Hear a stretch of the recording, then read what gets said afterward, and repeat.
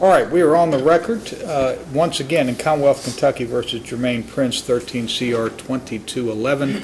We have the same parties and counsel present as we had yesterday, and we have our jurors assembled, but I understood there was something we wanted to take up before we got started.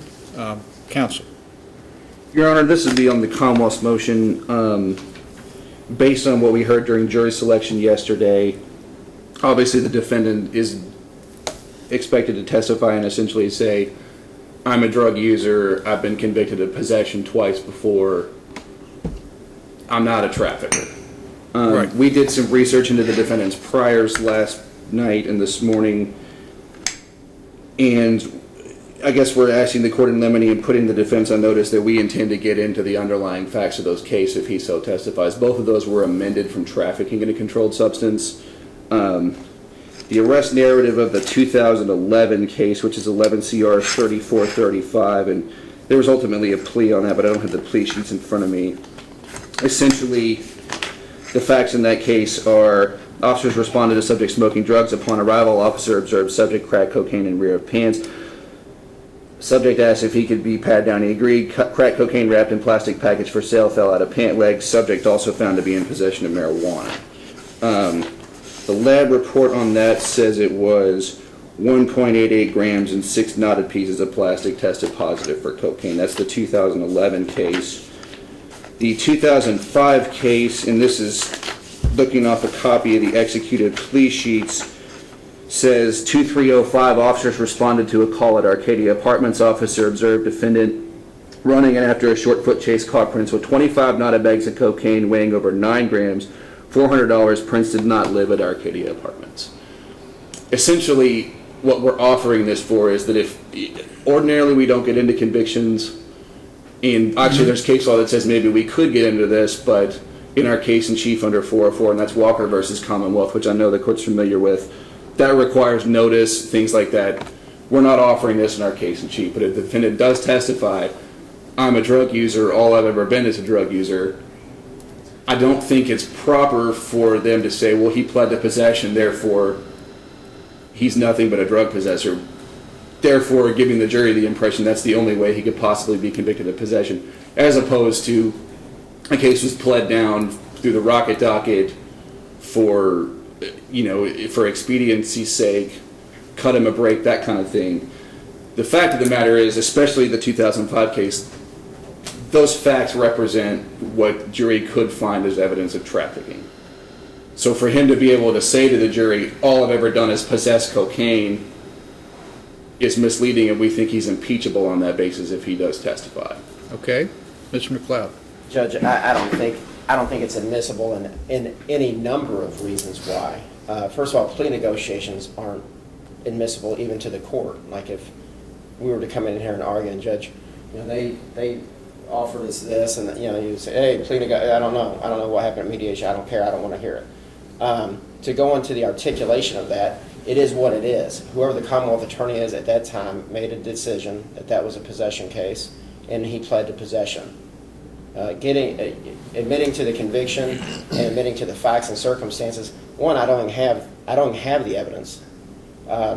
In federal court, it'd be considered there's extrinsic and intrinsic evidence, and you normally have 404B motion that well predates the trial, and they try to introduce evidence on things that they want to come in and either be relevant conduct or prove a modus operandi.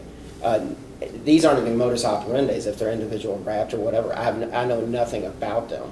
All I know is that there's true prior possessions. That's what was adjudicated. That's what a judge accepted, and that's what it is. They're very simple. They're possession cases. And I don't think the underlying, without the witnesses coming and testifying, without the evidence even existing right now any longer, I'm sure it's destroyed. They can't bring up these allegations. I can't attack the veracity of what was found or the officers that were there or anything else. It'd simply be hearsay. Well, we're not offering it in our case in chief, which is what KRE 404B is applicable to. We are offering this as impeachment to the defendant's testimony on cross-examination. And the evidence is that he admitted it. He signed these plea sheets saying, yes, this is true under oath. So if anything, that's a prior inconsistent statement. It's absolutely, 404B does not apply to impeachment of the veracity of the testifying witness on cross-examination. It applies, if we were trying to offer this in our case in chief, yes, I would agree. We've not met the hoops, we'd have to take that up pre-trial, but 404B talks about specifically the Commonwealth's case in chief. That's not what we're going for here. Well, here's how I read this as it fits into the evidentiary rules. The Commonwealth is stopped from asserting that he was trafficking in cocaine on those occasions because it has entered into an agreement and made a representation to a court of law that this gentleman committed the crime of possession of a controlled substance.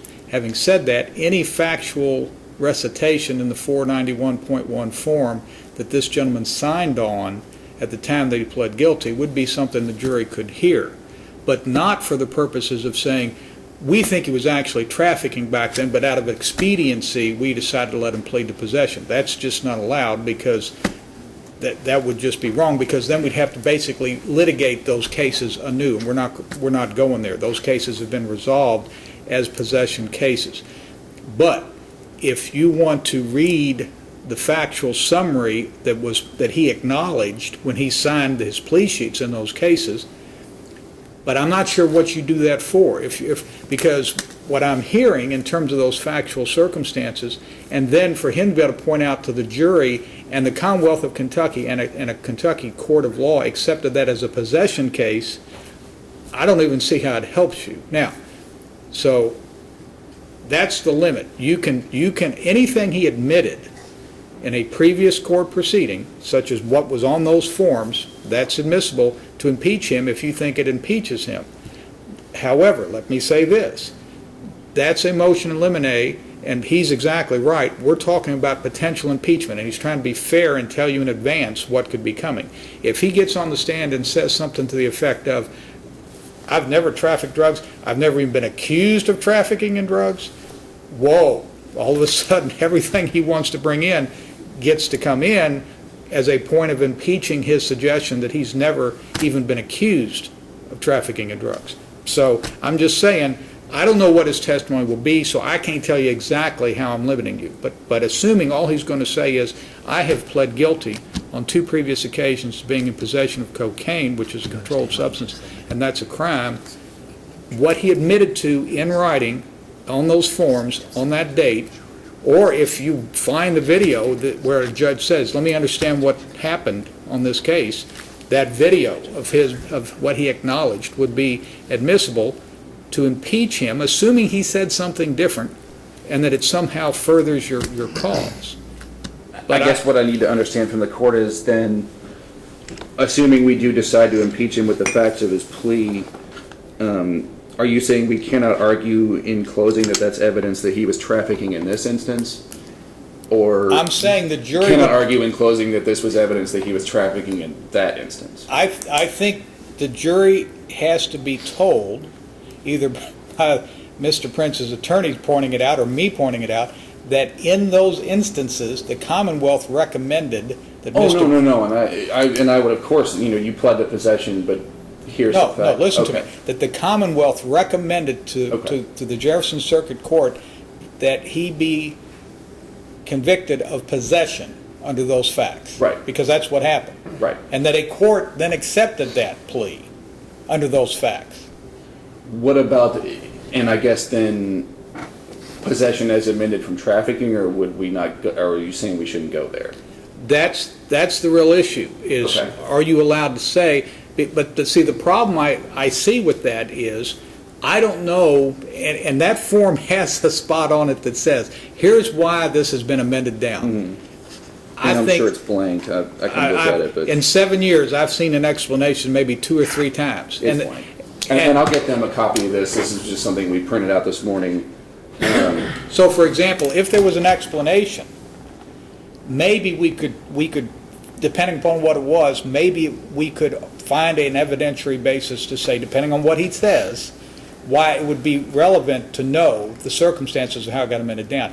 Knowing nothing else, and that's my fear, that if we look, it probably doesn't say why it got amended down. It's blank. It's blank. Of course it is. We don't have anything to work with other than that a judge accepted that under those facts, he was guilty of possession, and that the Commonwealth was recommending that he be Correct. allowed to do that. Correct. And so, no, I don't think it is fair, because it basically, there's no way to defend that allegation. It's kind of what Mr. McLeod's saying. In essence, we have to relitigate, was the factual allegation against him at the time of his arrest on those two cases, was there a good faith basis for it? Probably, but we don't really have the ability to go back and relitigate that without bringing people in, and we just don't go there. So I don't think so. But again, I haven't heard what he's going to say. So this might be something to revisit once he's finished with his direct examination. Okay. Yes. I just wanted to put everybody on notice, and I will give them a copy of that. And Judge, I object completely in regards to, I know what's going on here. The Commonwealth locked themselves in at some point by allowing Mr. Prince to plead to possession. We were going to simply say, I've had possession charges through my life that have wrecked my life as felonies. He was in drug court when this charge happened. He had tested positive in drug court, had some ins and outs there. Actually went to prison for 15 months, or 11 months, and then got out. He's been out for 15 months, has a sobriety date, everything else. But I mean, you would want the jury to understand that many times, again, out of an expediency or whatever, even though you're pretty confident that somebody was trafficking in drugs, you say, we're going to give them a break this time and get this resolved. They'd want the jury to hear, it's a common practice of prosecutors in this country to overcharge people, knowing they're never really going to get them on trafficking, but the threat of a trafficking conviction will make them come in and plead to possession. Okay? We're not going in either of those directions, because that's just not something we do.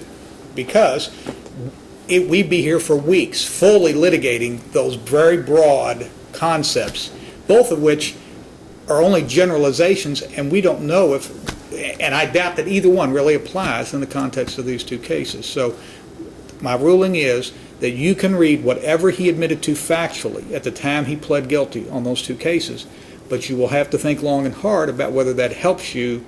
Not that it's my job to do your job, but because I think the jury will be entitled to know how that goes down, which is the Commonwealth makes a recommendation, and the court accepts that recommendation and enters a plea, a judgment on a particular offense. So, And I agree. I think the fact that he was convicted of possession would obviously be fair game Right. there. I wouldn't try to so, mislead anybody about that. but a door could be opened. I'd be shocked and amazed, but it could happen, and if it does, then I've got to reconsider what's fair. And Judge, the problem I have is, obviously it's public record, but I should have all the statements that are going to be presented against my client that are inculpatory. These are past things that they want to bring up from, it's not impeachment. Look me in the It's- eyes and say, they knew my guy was going to get on the stand and testify before yesterday. No, I understand that. They didn't. And, No, and and so that's- this was not anything they rationally would have anticipated, although I will say, I think your strategy, and I've been thinking about how Brendan McLeod gets up and tells jurors that his client's going to testify because of a case I've got going on. I think this strategy seems very, very rational and probably the best thing you could do for your client.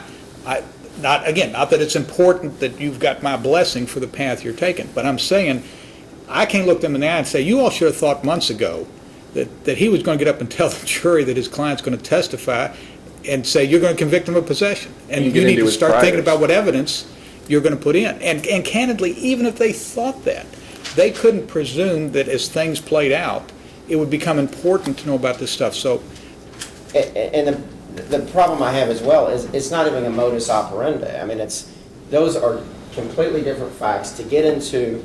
I don't know how you even, if he says, I pled to possession, how is that impeachment evidence? And how can they say, well, when you pled to possession, this is, why is... I agree with you. I don't think it has any probative value unless, again, somebody is saying something like, I've never even been accused of trafficking. Now, it's impeachment because you just lied to the jury. So their narrative doesn't come in unless it's impeachment. That's all we're offering it for. Right, the narrative would have to somehow refute something he says. Okay. And I haven't read the narrative, I haven't heard what he's gonna say. So I'm not saying that it would, I'm saying it would be fair game. Yes, and I just want to make Assuming sure. it posed some probative value as impeachment. Yes, and I just want to make sure that I don't think they can bootstrap it either themselves. In other words, it has to come out on direct. And I know Mr. Bronson, he's a great attorney, but he's a young attorney. I don't mind having to say, have you ever been charged with trafficking? To create something. To create the impeachment that they want to bring in. Because that's a plea negotiation that is not admissible. Then that falls underneath something else too. That's a good point. And you may already been sitting there thinking, I'm going to ask this guy if he's ever been charged with trafficking. I would agree. I would grant your motion in limine that that's not a question that can be asked. And I guess, I think it's a little broad to say that he can't possibly say something on cross that would open the door to this. I agree that's not a question you can ask him because his prior record is only admissible to the extent he makes it admissible. Right. And depending on how it comes in, but I think the blanket ruling that we can't possibly ask him a question that would then open the door to this impeachment, that's too broad. Correct. But you know, we more did this, and I'll give the court a copy of everything I have, as well as the defendant here. I mainly just wanted to bring this up so that we could have this argument ahead of time. And I absolutely think you did the right thing. I appreciate And that that you is did. fair. I didn't know where they were going. I just thought this statement's going to come in, period. Right. I thought that's what they were making. And for the you've kind of already touched on it, but to the extent that there's an alleged discovery violation, we had no idea we'd ever need this information until yesterday. I'm not alleging that either. There's no foul play here. I just thought they were going to come in and thought they were going to be able to.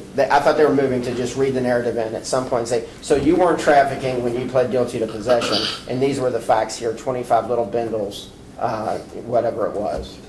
So, again, without knowing what he says, when you call, assuming as we currently anticipate, you call him to the stand, he testifies, I'll have to hear what he says, and then read these narratives and see if there's something in there that arguably is probative to impeaching what he said.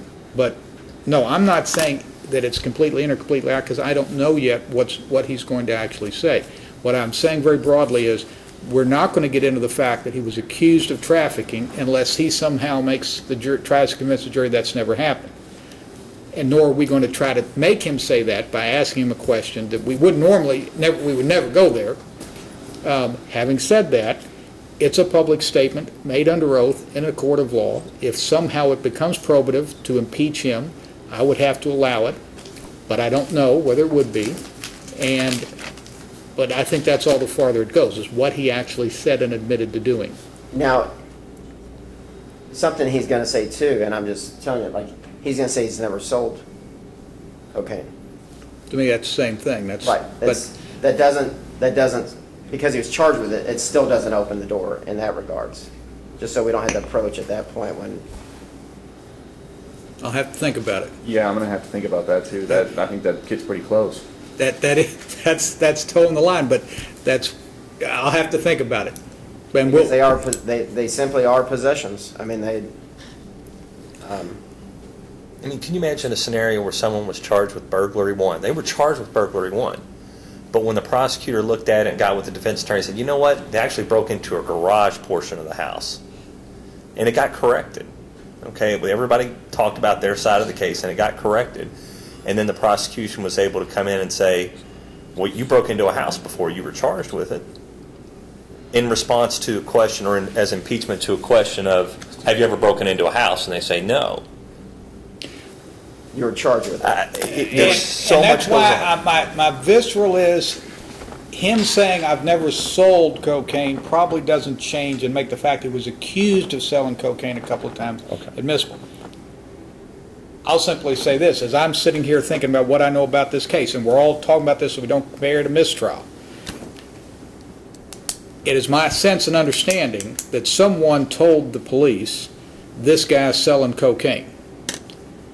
And that person has not been identified, wasn't expected that this person was going to testify, so we don't need to go there,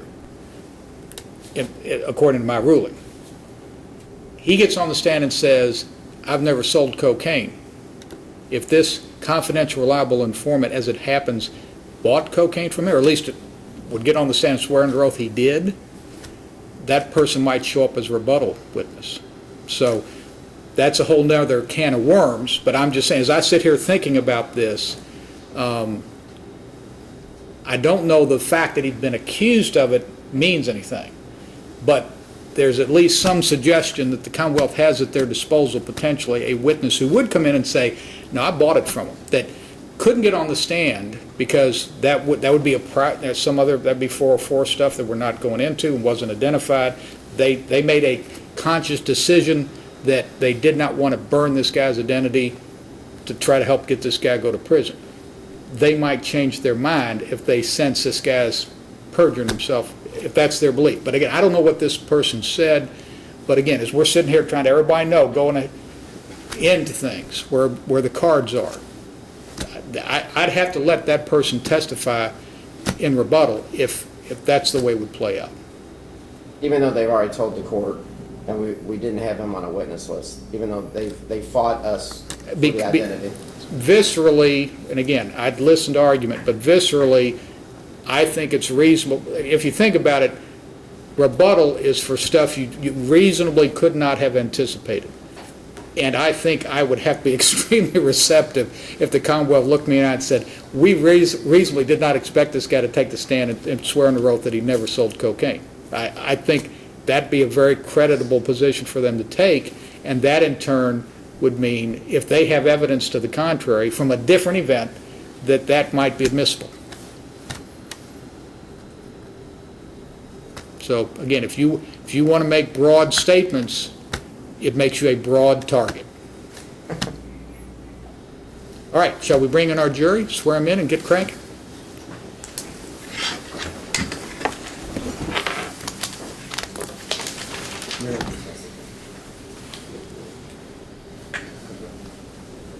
Yeah, we are invoking the rule of exclusion of witnesses. Thank you all. Yes, we did that during the preliminary matters yesterday. Now if I see Chardon with a bottle against the wall in the conference room, I'm going to make a motion. He'll fall asleep about 5 minutes in, so don't worry about Yeah, that. he worked late last night, I know that for a fact. Well, I was just meaning because it was boring, but yeah, then, now I'll change it to 2 minutes in, he'll fall asleep. Not that Mr. Bronson's opening won't be riveting, but I'll be talking for 2 minutes orienting him. I hate train hospitals. You could be T. Clay and I can hold that. Yeah, I can push it. Your arms work. You know, I see civil lawyers fighting over stuff like who's going to sit at what table, and they kind of fight to get over there and hold the door. I mean, they don't take any chances. I've heard that T. Clay objects to doing that. Well, he's got to have some to object to every 5 minutes. Sometimes you got to drill down pretty deep to find something every 5 minutes. I like T. Clay, but when he gets wound a little tight, he gets wound a little tight. Cranks it to 11. It's really fun to watch. Well, I had a case in here with him that we almost went to trial on, and he threw me a bone at the last minute, so I can't be too mad at him. Pierce case, you remember. Yeah, if you show him that you don't mind going to trial and seeing what happens, he respects that, and he'll.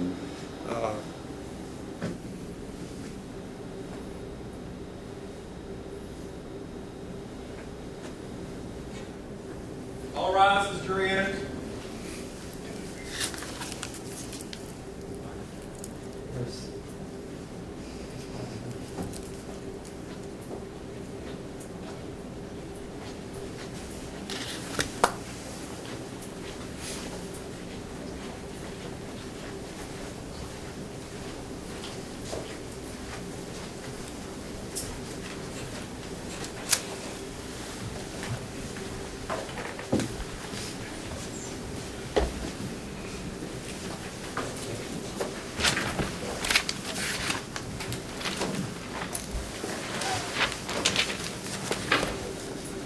All right, everybody may be seated.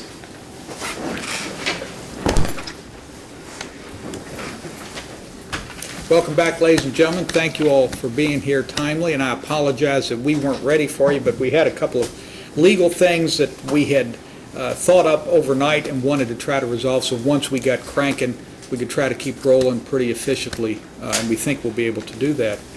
All right, we're ready to get started with the next phase of trial, and I want to begin by thanking you all for dressing nicely. When I go down and do the orientation, I try to tell people, dress comfortably, because you're going to be in those chairs a lot, and you want to be comfortable and not distracted. But as I said yesterday, we're pretty serious about what we're doing here. We like people to dress appropriately, and you all did, and I thank you for that, because you wouldn't believe what some folks think is appropriate attire for coming to court. All right, I'm now going to place you all under oath. That's going to be our kind of our official, we're getting started and getting serious here. I need each of you to swear or affirm that you will impartially try the case between the parties to this action and render a true verdict according to the evidence and the law unless sooner dismissed by the court. If you will, say I will. I will. If you will not, say I will not. Very good. Thank you. All right. The next step of the trial is what we call opening statement. This is the opportunity for the attorneys to present the case in kind of a broad brush kind of way. You're going to get the evidence presented to you in discrete little bits of testimony and exhibits, and it's helpful to know the meaning or the context of those discrete bits of evidence if you know the big picture. It's much akin to if you were working a jigsaw puzzle to looking at the picture on the box first, or at least doing that outline so you know the boundary of what's going on. As with the voir dire, by rule and by custom, the Commonwealth goes first at this stage of things. So, Mr. Bronson, when you're ready.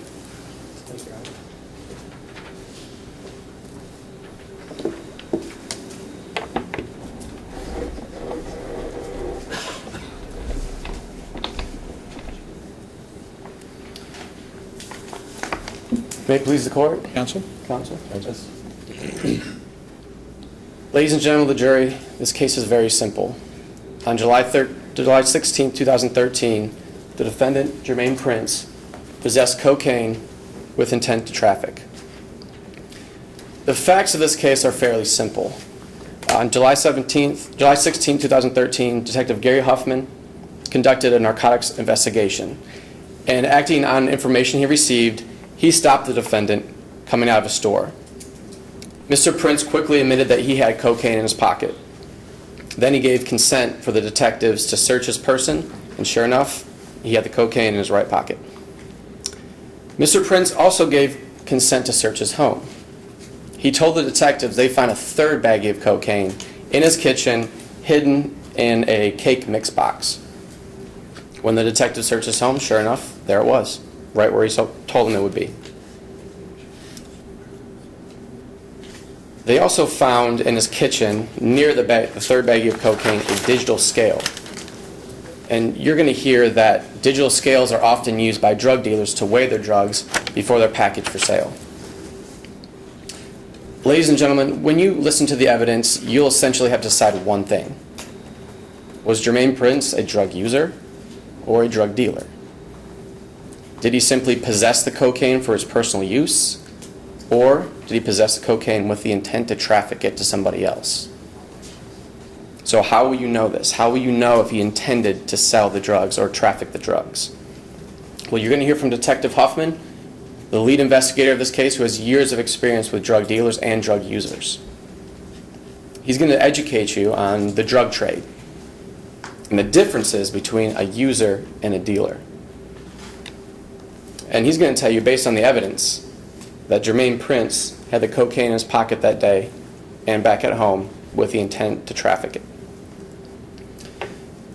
This is a very simple yet very serious case. The defendant was caught red-handed with 2 baggies of cocaine, and he told the detectives exactly where the third bag was in his home.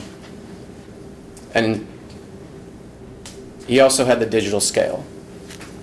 And once you hear the testimony, once you hear Detective Huffman tell you about what drug users do, what drug users have, and what drug dealers use, and what drug dealers have, you'll be convinced that Jermaine Prince had the intent to traffic those drugs that day. At the close of the evidence, I'm going to ask you for the only verdict that the evidence supports, and that's a guilty verdict. Thank you. All right, and the defense has the opportunity to give an opening statement at this juncture as well. I understand you would like to go ahead at this time, Mr. McLeod? Yes, Your Honor. You may proceed. Please the court. Yes. Okay.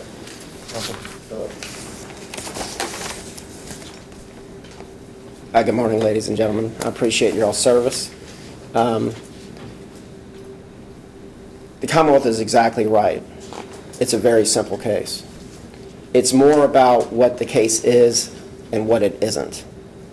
It's simply what my client knows happened and what they think happened, because they don't know. They don't know what happened. There's no one that witnessed any type of drug transaction at all. And my client had what I think you'll find out when the testimony comes in, that these are not, because I think they're going on the premise that the amount of cocaine, right at 10 grams, makes that a trafficking. And it simply doesn't. It depends on where you come from. You're going to hear evidence about drug users, multiple phones, things you hear on TV. Now, I agree, and I don't watch the NCIS shows, and I don't watch those things. They're very boring, and they're too fast, and nothing, everything is. But drug users use multiple phones. A lot of times they don't have jobs. They drive nice cars. No phone. In fact, they gave him his phone back. They never did any surveillance. They never had any phone calls. They never followed my client. They never did anything. It's not a great car. He's gainfully employed. And not only that, but at this time he's working 2 jobs. He has 4 children. He has a long-term relationship with the mother of his children, who's here today. 12 years they've been together. They have 4 children. What you're going to find is that as bad as it is sitting here and having to try the case and present this to 12 people of his peers, as bad as it is, it probably saved his life.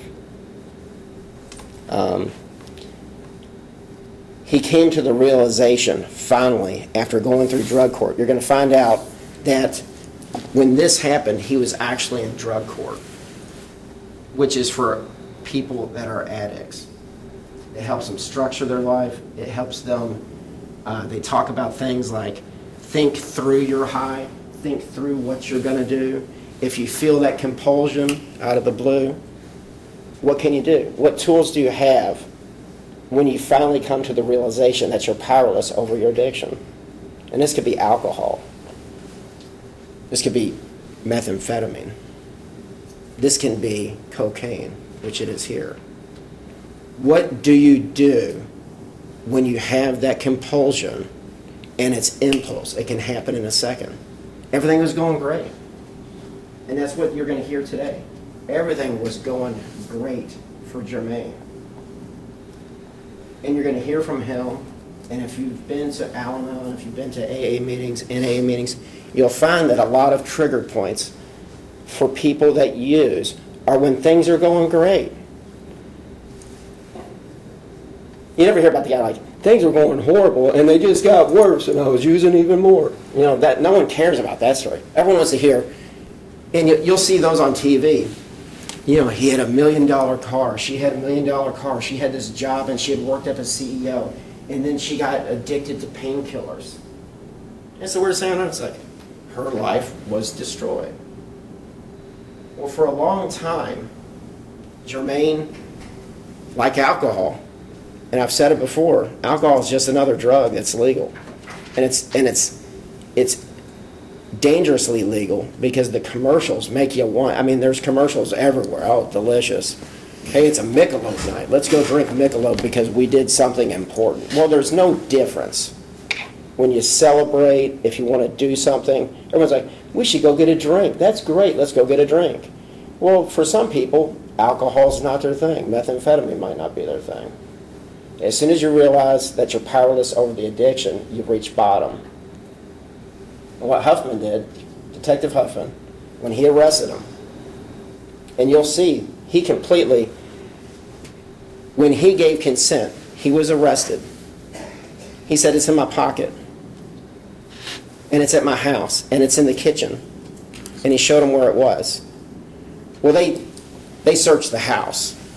They ransacked the house. And they found it exactly where he told it was. He told them the truth. It's in the kitchen cabinet. It's nowhere else. They went through the house. They went everywhere. That's where it was. It wasn't like, okay, well, I got the big secret stash somewhere else. You're not going to hear about baggies. What you're going to hear about it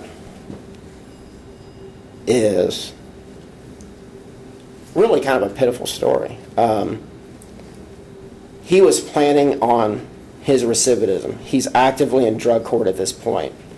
And he had saved enough money, and he was also working for a law office, right or wrong, a lot of people don't like it, but and a chiropractor that were working together. And he was also going and seeing people in hospitals and getting business for people for either chiropractor, and then the chiropractor could do stuff with the lawyer. And it's a way that, it's like, it's parasitic.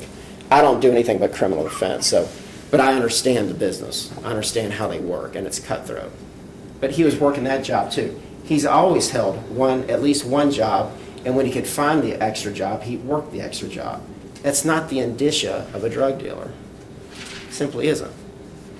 So when things were going great, what had happened, and he'll tell you, is that because these are odd quantities, these aren't packaged for sale. No one comes up to someone and says, I'm looking for 2.82 grams of cocaine. You wouldn't know where I could get it.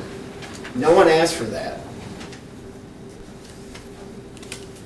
Hey, you would know where 4.49 grams of cocaine might be, would you? What you do is you find out somewhere along the way, and what they were going to do is they were going to take the kids to Disney World the next day. And he had already got it cleared with drug court. He had already gotten everything cleared with his probation officer. They were going to go to Disney World. They were going to go to Florida for a week. And he was planning he was going to use. And he needed enough. And cocaine leaves your system about 2 or 3 days, and he would have enough for 3 or 4 days, maybe 5 days, and be able to come back in full drug court. He was fooling everyone around him. He was living a lie at that point.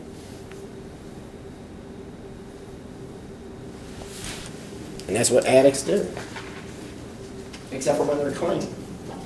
And when they're clean and they've accepted it, and he truly has, he's reached bottom. Because when you have to go home and tell your 8-year-old little boy you're not going to Disney World, and they've been there before. There's pictures where they had taken them before. They knew what they were missing, and they've been since. His life is all together now. And just like these programs offer the promise that every day gets better you don't use. So even though he's here, I'm more nervous than he is, because he says, I'm going to tell him everything. That's what my sponsor told me to do. I'm going to come in and tell him everything. I don't have anything to hide. In fact, when I'm dishonest, it sets me back, and that starts a problem of recidivism as well. And it's a lifelong thing. Addiction is lifelong. Everyone, I don't want to say everyone, but my name's McLeod. My mother is a McGee. You can only imagine the alcohol in my family when everyone has 6 kids and they're all adults. I'm 47. I'm one of the youngest. I'm the youngest out of my family of 6. You can imagine, and we all fall alphabetically in the same court, all the cousins, nephews that I'm representing. And, the prosecutor's like, McLeod, what's wrong with your family? I'm like, there just happens to be a lot of us, but we're not all like that. But when you deal with addiction, nothing makes sense. However, just like the guy that's going out on the boat, or the lady that's going out on her boat, they got to have their beer, they got to have their alcohol. On Facebook, I look at it, it's like, it's going to be a great weekend, and a friend of mine will be holding 2 big 1.75 liters of Jack Daniels. There's no difference. There really isn't. The analogy is just uncanny. Just one drug's legal, and one drug is more expensive and illegal, and should be illegal.